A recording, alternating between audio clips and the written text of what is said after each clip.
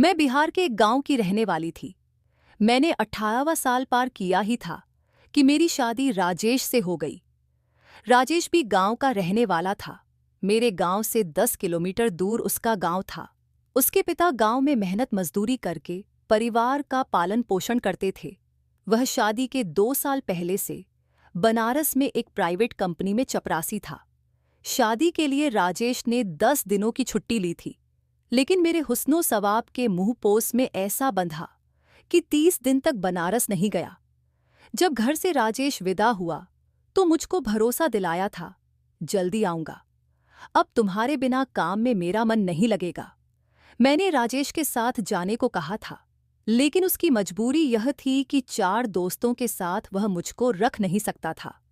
राजेश ने मुझसे कहा, तुम 4-5 महीने रुक जाओ, कोई अच्छा सा कमरा ले लूंगा तो आकर तुम्हें ले चलूंगा। फिर वह मुझको घर पर छोड़कर बनारस चला गया।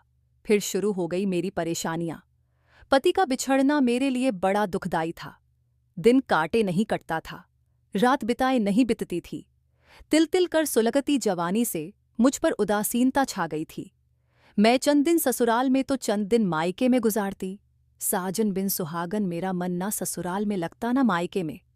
मगर ऐसी हालत में भी मैंने अपने कदमों को कभी बहकने नहीं दिया था। पति की अमानत को हर हालत में संभालना मैं बखूबी जानती थी, इसलिए ससुराल और मायके के मनचलों की बुरी कोशिशों को मैं कभी कामयाब नहीं होने देती थी। ससुराल में सास ससुर के अलावा 2 छोटी ननंदें थीं। मायके में माता पिता के अलावा छोटा भाई अमन था। मैंने जैसे तैसे 1 साल काट दिया, मगर उसके बाद में पति से मिलने के लिए उतावली हो गई। हुआ यह कि बनारस जाने के 6 महीने तक राजेश ने मुझे बराबर फ़ोन किया, मगर उसके बाद उसने फ़ोन करना बंद कर दिया। उसने रुपए भेजना भी बंद कर दिया। राजेश को फ़ोन करने पर उसका फ़ोन स्विच ऑफ आता था। शायद उसने फ़ोन नंबर बदल दिया था। किसी को कुछ समझ नहीं आ रहा था कि आखिर राजेश ने एकदम से परिवार से संबंध क्यों तोड़ दिया। गांव के लोगों को यह शक था कि राजेश को शायद मनपसंद बीवी नहीं मिली, इसलिए उसने घर वालों व बीवी से संबंध तोड़ लिया है। लेकिन मैं यह बात मानने के लिए तैयार नहीं थी। मैं तो अपने साजन की नज़रों में 14वीं का चांद थी। राजेश जिस कंपनी में नौकरी करता था उसका पता मेरे पास था। राजेश के बताए हुए कंपनी वालों को रजिस्टर चिट्ठी भेजी गई। 15 दिन बाद कंपनी का जवाब आ गया। चिट्ठी में लिखा था कि राजेश 6 महीने पहले नौकरी छोड़ चुका था। सभी परेशान हो गए। बनारस जाकर राजेश का पता लगाने के सिवा अब और कोई रास्ता नहीं था। मेरे पिता अपंग थे, कहीं आने जाने वह बनारस नहीं जा सकते थे। मेरे ससुर हमेशा बीमार रहते थे, उन्हें कभी भी खांसी का दौरा आ जाता था, इसलिए वह भी बनारस नहीं जा सकते थे।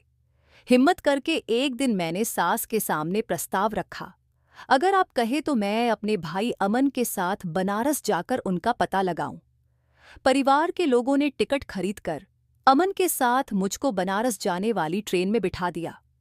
राजेश जिस कंपनी में काम करता था, सबसे पहले मैं वहां गई। वहां के स्टाफ व कंपनी के मैनेजर ने मुझे साफ कह दिया कि 6 महीने से राजेश का कोई अता पता नहीं है। उसके बाद मैं वहां गई जहां राजेश अपने 4 दोस्तों के साथ एक ही कमरे में रहता था। उस समय 3 ही दोस्त थे। एक गांव गया हुआ था। तीनों दोस्तों ने मेरा भरपूर स्वागत किया। उन्होंने मुझे बताया कि 6 महीने पहले राजेश यहां से यह कहकर चला गया था कि उसे एक अच्छी नौकरी और रहने की जगह मिल गई है, मगर सच्चाई कुछ और थी। कैसी सच्चाई? यह पूछते हुए मेरा दिल धड़कने लगा। दरअसल उसे किसी अमीर औरत से प्यार हो गया था। वह उसी के साथ रहने चला गया था।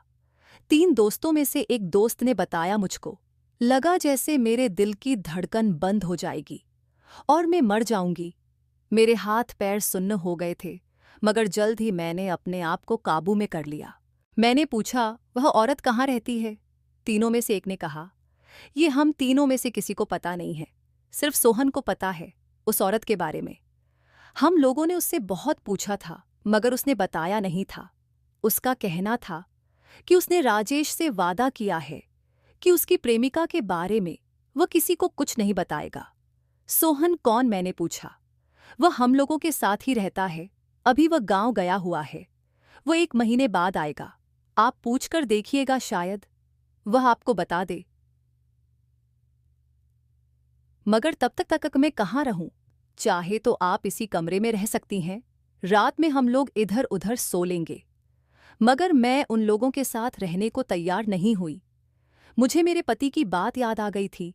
गांव से विदा लेते समय राजेश ने उससे कहा था, मैं तुम्हें ले जाकर अपने साथ रख सकता था, मगर दोस्तों पर भरोसा करना ठीक नहीं है। वैसे तो वे बहुत अच्छे हैं, मगर कब उनकी नीयत बदल जाए और तुम्हारी इज्जत पर दाग लगा दे, इसकी कोई गारंटी नहीं है। मैं अपने भाई अमन के साथ एक धर्मशाला में चली गई। धर्मशाला में मुझे सिर्फ 3 दिन रहने दिया गया। चौथे दिन वहां से मुझे जाने के लिए कह दिया गया, तो मजबूर होकर मुझे धर्मशाला छोड़नी पड़ी। गांव से चलते समय मुझको पूरा यकीन था कि बनारस जाकर मैं अपने पति को ढूंढ लूंगी, लेकिन ऐसा नहीं हुआ। फिर मायूस होकर गंगा के किनारे बैठकर मैं यह सोच रही थी कि अब मुझे क्या करना चाहिए। पास ही मेरा 10 साल का भाई अमन बैठा हुआ था। अचानक मेरे पास एक 40 साल का शख्स आया। पहले उसने मुझको ध्यान से देखा, उसके बाद कहा, लगता है कि तुम यहाँ की नहीं हो, कहीं और से आई हो। काफी चिंता में भी हो, कोई परेशानी हो तो बताओ, मैं मदद करूंगा। वह शख्स मुझको हमदर्द लगा। मैंने बता दिया कि मैं कहाँ से और क्यों आई हूं। वह शख्स मेरे पास बैठ गया। अपनापन जताते हुए उसने कहा, मेरा नाम राम सिंह है, मेरा घर पास ही में है। जब तक तुम्हारा पति मिल नहीं जाता तब तक तुम मेरे घर में रह सकती हो, तुम्हें कोई परेशानी नहीं होगी। मेरी जान पहचान बहुतों से है, तुम्हारे पति को मैं बहुत जल्दी ढूंढ निकालूंगा, जरूरत पड़ने पर पुलिस की मदद भी लूंगा। कुछ सोचते हुए मैंने कहा, अपने घर ले जाकर मेरे साथ कुछ गलत हरकत तो नहीं करेंगे। तुम पति की तलाश करना चाहती हो तो तुम्हें मुझ पर यकीन करना ही होगा। आपके घर में कौन कौन है? यहाँ मैं अकेला रहता हूँ, मेरा बेटा और परिवार गांव में रहता है। मेरी पत्नी नहीं है, उसकी मौत हो चुकी है। तब तो मैं हरगिज आपके घर नहीं रह सकती।